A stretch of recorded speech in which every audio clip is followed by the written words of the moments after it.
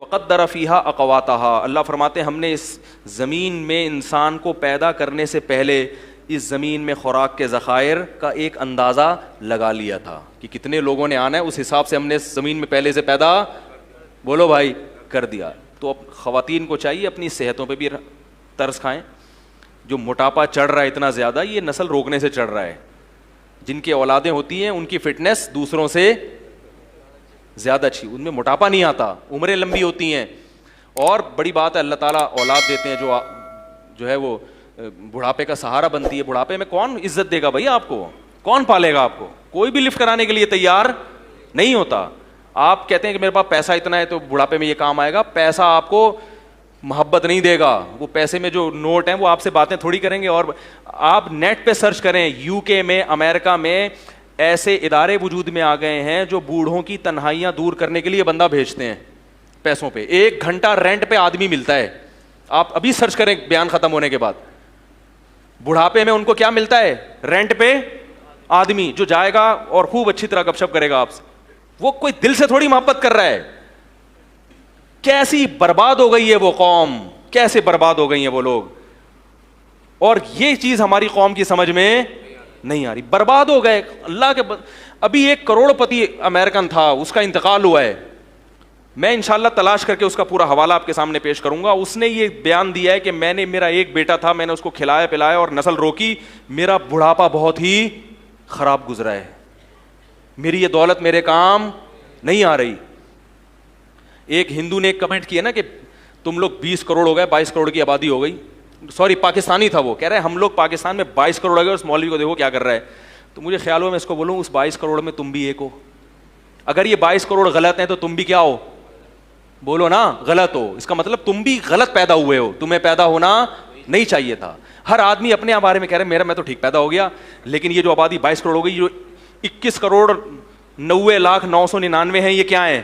غلط ہیں.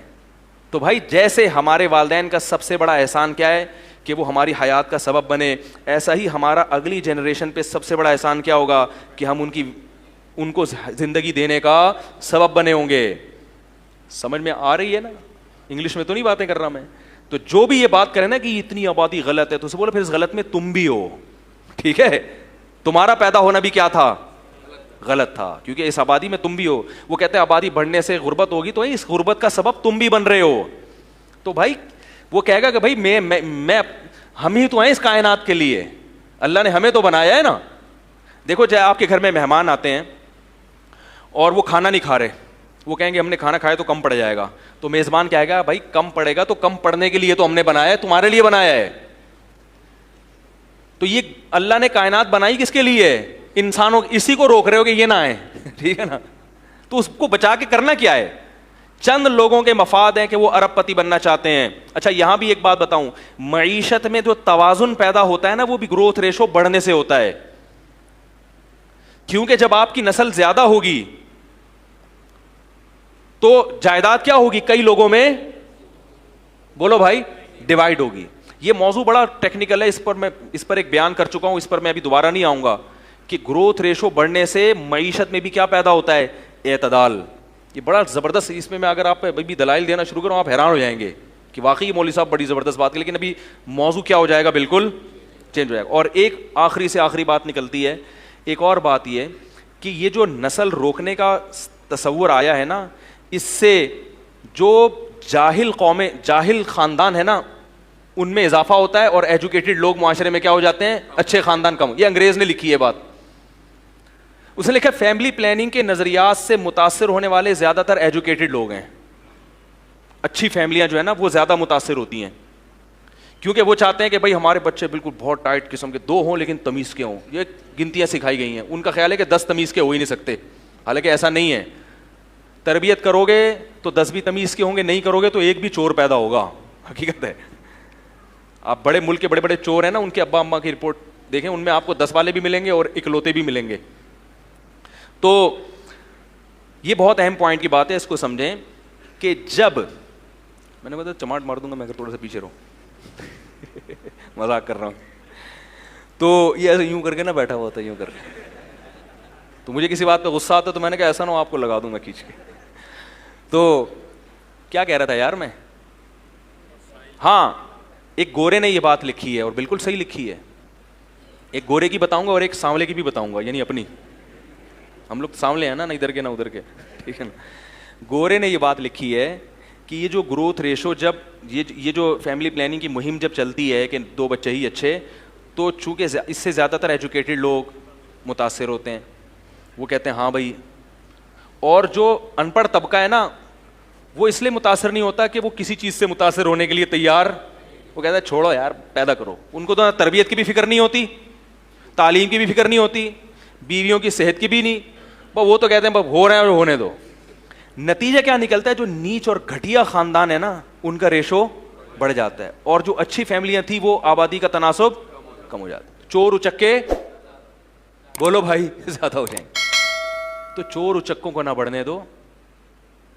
کیا خیال ہے, جو اچھی فیملی, اگر آپ سمجھتے ہو کہ ہم اچھے خاندانی لوگ ہیں تو پھر آپ کو اپنی نسل بڑھانی پڑے گی تاکہ آنے والی امت کو کیا ہو, فائدہ ہو. یہ گورے کی بات ہے. اب ایک سانولے کی بھی سن لیں. سانولا یہ کہتا ہے کہ گروتھ ریشو روکنے سے لڑکیوں کی پیدائش کا ریشو بڑھ جاتا ہے اور لڑکوں کا ریشو کم ہو جاتا ہے. یہ بھی ایک حقیقت ہے, کیونکہ جب ہر ایک کو 2 چاہیے تو پھر اس میں ایک لڑکا لازمی چاہیے. جس کو لڑکا نہیں ملا تو لڑکی ہوتی رہے گی, ہوتے ہوتے 6 بیٹیوں کے بعد ایک بیٹا ہو گیا تو وہ بریک لگا لے گا. جس کے لڑکا ہو گیا وہ 2 میں ہی لگا لے گا. تو لڑکیوں کی تعداد تو 6 6 8 8 پہنچے گی, لڑکوں کی. تو یہ نیچرل جو ریشو ہے نا لڑکے اور لڑکیوں کا, یہ کیا ہو جائے گا, خراب ہو جائے گا, ڈسٹرب ہو جائے گا بہت بری طرح. پھر بیٹیوں والے پھریں گے رشتے تلاش کرتے, ہائے وہی مل نہیں رہا, ہائے یہ نہیں ہو رہا, ہائے وہ نہیں ہو رہا. زنا بھی پھیلے گا معاشرے میں. یہ ہو رہا ہے. انڈیا اور چائنا کا میں کئی دفعہ بتا چکا ہوں کہ وہاں لڑکیوں کا ریشو کم کیوں ہے, حالانکہ وہاں بھی فیملی پلاننگ ہے, اس لیے کہ وہ ماں کے پیٹ میں بچی کو, تو یہ ظلم کرو گے تو پھر تو ہوگا, لیکن اسلام اس ظلم کی اجازت نہیں دیتا. بچی کو پیٹ میں مار نہیں سکتے. تو یہ بھی ایک ٹینشن ہے. جب پہلے بڑھتا تھا نا گروتھ ریشو, پہلے لوگ جانتے ہی نہیں تھے, تو کیا ایک خاتون کے 6 بیٹیاں ہو گئیں تو دوسرے کے 6 بیٹے ہو گئے. کیا خیال ہے, تو وہ بھائی اس کے 6 بیٹیاں بوجھ نہیں بنتی تھی بھائی, وہ ان چمونی آپا کے بھائی وہ 6 بیٹے اللہ نے اس کو دیے, اور وہ دوسری آپا ہیں ان کے کتنے بیٹیاں ہی بیٹیاں ہو رہی, تو کوئی بات نہیں, ان کے 6 بیٹیاں, ان 6 بیٹے سے ہو گئی شادی. اب کیا ہو رہا ہے, ان کے 6 تو ہو گئی لڑکے کی لالچ میں, ان کے بیٹے 1 2 سے زیادہ نہیں ہے, تو کس کو پہنائیں گی بھائی یہ بیٹیاں. نہیں آ رہی بات. تو یہ باتیں آپ کو میڈیا نہیں بتائے گا میرے بھائی, یہ باتیں آپ کو مولوی کے علاوہ, بولو بھائی, کیونکہ مولوی صاحب کو تقریر کے پیسے نہیں ملتے.